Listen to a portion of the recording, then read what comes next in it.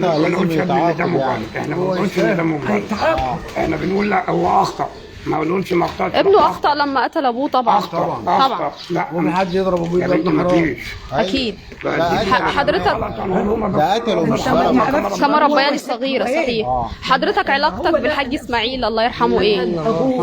اللي بيجروا وراه يعني لسه كنت بتقول قدام الحاج ان هو بالصلاه والالتزام. كل ده بالليل اللي هو في الفجر لما اليوم اللي هو اتضرب فيه الشيطان اتكلمت من هنا الراجل بتاع الميه جه، فبدل ما كلكم تاخدوا المشوار بيلم هو وهو اللي يروح يدفع لكم. هو اللي راجل خير يعني بيساعد. بيساعد.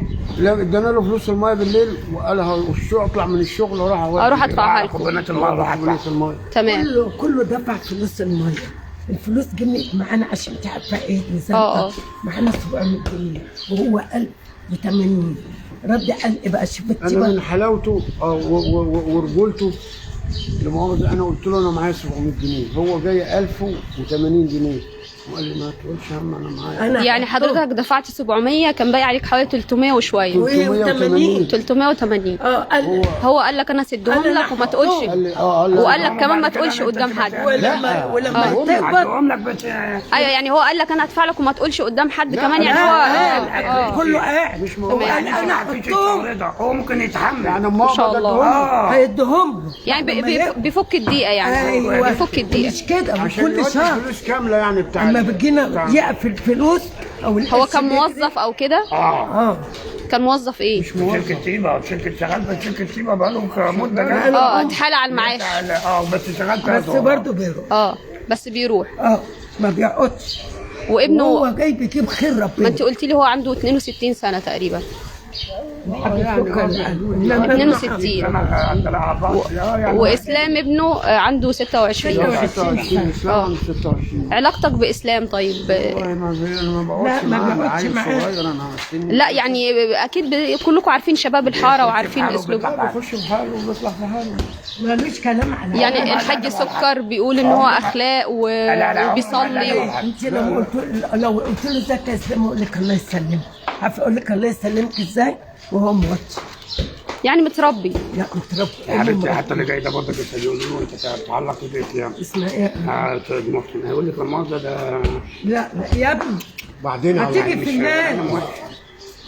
يعني هو مش وحش ووالده ما كانش وحش ولا ابوه وحش ولا امه كانت وحش ولا والدته الله يرحمها كانت ست وحشه. لما كانت تعمل جمعيه واحده مزنوقه تفكها ما كانتش تقول لا. يعني لما اطلع وانا معذوره اقول لها عزيز عايزه اخش الجمعيه. خلاص يا حاجه خلاص خلاص هقبضك الشهر الجاي. يعني 13 تسمعي حد بره بقى يبقى هو ده منافق. لا احنا بناخد منك شهاده حق. انت قلتي لي هو 26 سنه متجوز، والده جوزه وهو صغير وكان بيدرس في الجامعه يعني مدخله تعليم. شهاده حلوه مع شهاده كمان. مع شهاده حلوه. مفيش شهادات يا حاجه والله مع شهاده حلوه. ما كملش دخل الكليه لا معاه. يعني هو في الكليه ومخلف ولد وبنت وحالته ميسوره وده بيته. وقلتوا لي ان هو والده كان كاتب له شقه تمليك وشاري له توكتوكين. امه عارفه البيت ده كان قديم. البيت ده كان قديم متجدد لسه. فخدوا كل واحد شقه. هي حلت ابنها ما وراهاش غيره استسلام فكتب له الشقه. فطبعا اسماعيل قال يا اسلام انا لو مت بيت الشقه لاولادك وتيجي تقعد مكان. ما فيش وراه ولا قدام. يعني كل حوالي كان بيتقال ان اسماعيل كان عاوز يتجوز واسلام قال له لو اتجوزت انا هموتك. ما حدش يخش على فرش امي. ما حدش يخش على فرش امي. لا سيبك يعني من في ناس قالت الكلام ده. لا ده الكلام ده هنا في الحاره. ان اسماعيل عاوز يتجوز وقال لي اسلام انا هتجوز، واسلام قال له لو فكرت ان انت تتجوز على امي ان انا هموتك والكلام دوت. لا هو الخلاف اللي انتوا يعني شفتوه شهدتوا بيه شهاده حق ان هو كان على خلاف مع مراته. اسلام كان على خلاف مع مراته. هو والده بس بيدافع عن بنت الناس ان ما ينفعش نهينها عشان ما بيحبش العرب. عشان ما بحبش الغلط. الراجل بتاع ربنا. عشان بيخاف عيال ربنا. ابنه- عيال ابنه اتربوا في كانها بنته، بس برافو عليك. كانها بنته يعني. يعني فهو ما حبش بنته تتهان، وبعدين هو كبير بالادب يعني كده مش بيقول عاوز لابنه بنت ابنه دي بنت ناس فما ينفعش نهينها في بيوتنا. مش عاوز بنت ابنه يخطب. بالظبط. بس هو ومعاه احفاده متعلق بيهم طبعا لا اله الا الله. طبعا هو مش عايز يخرب البيت كان يعني. هو جاي يعني الله يرحمه كان يجيب البامبرز معاه، يجيب معاه الحاجه للاطفال، يعني كان بيعبد احفاده. ده ما بيقولش لاسماعيل هات لابوها يجري على جد. هات جده كذا، هات جده كذا، هات جده كذا. الاطفال العيال الصغيره. هقول ايه؟ انا هقول لا اله الا الله سيدنا محمد رسول الله. انا هقول ايه؟ موقف حلو تفتكروا الحاج قدام اسماعيل؟ القضاء مذنب. مذنب. قدام القضاء. اسلام مذنب قدام ايوه القضاء. طبعا عشان ده والده. طبعا مهما طبعا توصل للدرجه ما تعملش كده في ابوه. مهما هيفيد بايه الندم. حضرتك قلت لي ان هو كان ماسك المصحف وبيقرا له.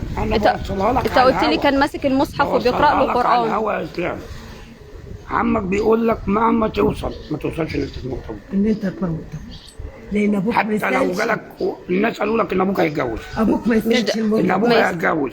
هو الجواز مش حرام ولا الجواز عيب. لا رد عليه يا ابو محمد اما قال له انا هتجوز، رد قال له لا ما فيش واحده يخش تنام على على سريرهم. قال له خلاص انت قبل كده خلاص، وسمع كلام ابنه.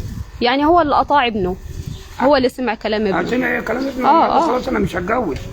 قال له لو فكرت ان انت اللي انا سمعته، قال له لو فكرت ان انت تتجوز ما حدش ينام على فرش امي. هي مراته متوفيه بقى لها كتير؟ ام اسلام متوفيه بقى لها 4 سنين. 4 سنين بقى لها فتره يعني. ويا بنتي 64 سنه كان الجواز متعه، يعني حتى لو هو فكر يتجوز ولا حرام ولا عيب. ولا حرام ولا صحيح. انت فاهمه كلام سيدنا النبي قال لك مثنى وثلاث ورباع. بس هو حزن عشان هو بقى ممكن يكون يعني يتخيل ان ابوه هيتجوز وهيقعد على عفش امه بتاع، وممكن امه مرات ابوه بقى ما بتقش ابنه بتاع كده يعني. موقف تفتكر بيه الحاج اسماعيل الله يرحمه، يعني موقف الله يرحمه كان قريب منك قوي؟ اقول لك كان انا ليا كان ابن اسمه عادل. تمام. كان ابني ده شغال مع توفى، ابني ده ميت عن 16 سنه. كان شغال ايه الحاج؟ كان شغال بتاع جلود اللي هو دعايه واعلان اللي هي شركه تيبا. اقسم بالله العظيم كان ابني يقول لي يا بابا انا عم اسماعيل ده زيك بالظبط، ما كانش يمشي من الورشه غير ياخد ابني في ايده، ويجي من وهو خارج ياخد ابني في ايده. كان ابني الله يرحمه كان يحبه قوي، كان ابني يفضل قاعد مستنينه مش حصل ولا ما حصلش، كان يفضل قاعد مستنيه. شكله كان بيحب ولاد الحاره كلهم. ايوه يا بنتي ما كانش حد يا بنتي صغير كبير كان كله بيحب اسماعيل. طوب الارض مش وراه، اسماعيل ده ما خلاش حد لما عيط وراه. جنازته بقى الناس كانت عامله ايه في جنازته؟ كان عالم كله بيعيط من كبير لصغير. الناس كلها كانت متعلقه بيه وبتحبه. هو الوحش حلو حد يقول عليه وحش؟ لا طبعا استحاله. كلمه تحبي تقوليها للحاج اسماعيل الله يرحمه لو سمعك دلوقتي؟ الله يرحمه ويجعلك في الجنه يا عم اسماعيل ونايمه. الله يرحمه. ربنا يجعلك في الجنه ونايمه. انت شهيد. صحيح. انت شهيد. هو شهيد. انت شهيد. انت شهيد. ما اقدرش اقول لك كده. ويسامحه وهو ما كانش للموت دي. ربنا يسامحك ويغفر لك ويجعلك من الجنه. وربنا يسامح ابنه. ما اقدرش اقول غير كده. ما اقدرش اقول غير كده. ربنا يسامحك يا اسلام. يا رب. متابعينا متابعي صوت الملايين في كل مكان، يعني كنا مع حضراتكم من واقعة بشعة شهدتها منطقة الخليفة، والشقة اللي حضراتكم شايفينها دي هي اللي تم فيها يعني الابن يعني أنهى حياة والده بها. شاب 26 سنة والأب 62 سنة، كان موصل له ووفر له كل سبل الرفاهية من شقق تمليك ويعني توكتوكين وجوازة وهو صغير، وكمان بيدرس في الجامعة. ولكن هذه نهاية الأب على يد ابنه إسلام. وكنا مع حضراتكم من منطقة الخليفة. بنشكر حضراتكم متابعينا ومتابعي صوت الملايين في كل مكان. دمتم في سلام. السلام عليكم.